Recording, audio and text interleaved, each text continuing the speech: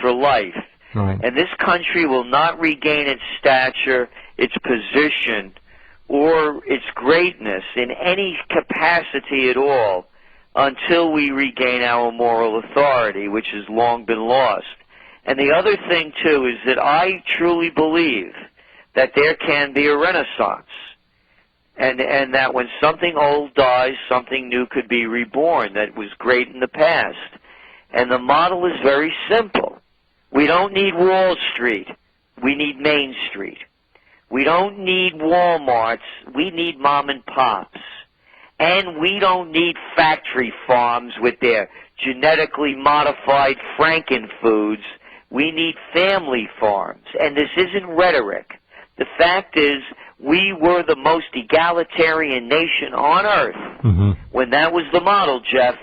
And now the gap, as you well know, between the rich and the poor is the widest in the United States of any of the industrialized nations. Well, they've whacked away at what was once our moral backbone, the middle class, until there's not much left of it. It's shredded pretty well. And their game, of course, is to create as I see it, a two-tiered lower class, a low end, and then a low end on top of that, and a shred of a middle class remaining so that the elite don't have to get their hands dirty dealing with the two lower classes. Right. And you saw them. You saw the goon squads that they sent out in Pittsburgh. Oh, yeah. What a disgusting spectacle. Well, those aren't Americans in those uniforms. Sorry, folks. And if any of you listening are those kind of people who put on a uniform and forget what it is to be a human being. Bludgeoning co-eds. Yeah. With enough body armor, wearing enough body armor to have walked through the Battle of the Bulge unscathed. Oh, it's true. Yeah, true. Now, these are not, I don't know where the psychosis came from, but they talk about H1N1 and the pandemic. We have been afflicted by a pandemic of mass psychosis. And you see it manifested through those so-called peace officers just doing their job. We ever heard that before? I'm just taking orders, just following orders. That's the guilty mea culpa of every army in every war when they get caught slaughtering civilians. And they love it. And for some reason, these people, when they put on a uniform and get the body armor on, Gerald, they just start beating the hell out of people. And I think there's some vicarious sickness they get. Somehow it feeds it when they do that. I don't understand it, because these are not people by any measure I know.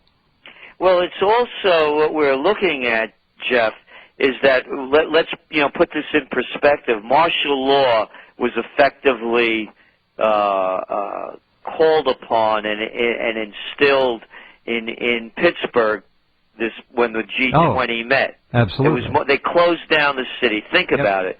Closing down a city for 20 leaders and the central bankers of 20 countries. Who only came for one day. Ministers. And they only came for one day. All they did was an act. Could you imagine what this... a leader doesn't walk in fear. Good. That's a great line, and totally true. And here we are, but the other element of this is how fearful they are of losing control.